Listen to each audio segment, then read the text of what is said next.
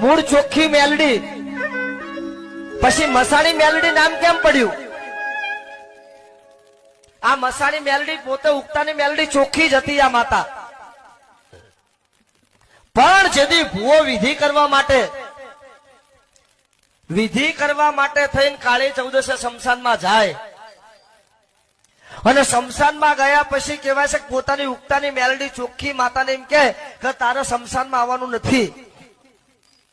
એટલે માતા તો ભૂવાના વેણે ઉભી રહી ને, એટલે વેણે માતા ઉભી રહી કે વાંધો નહીં, મારો ભૂવો હમણાં જઈને ફરીને આટા મારીને આવતો રહેશે. આને નાખી સોગન મેલડીને કે તને તારા ભૂવાની સોગન છે, હું મરી જાઉં જીવી જાઉં, તારે અંદર આવવાનું નહીં.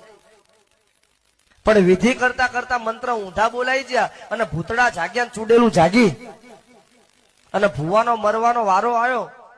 એટલે એને કીધું, એ મારી મેલડી વેણ છોડ્યો તારો, આય અંદર.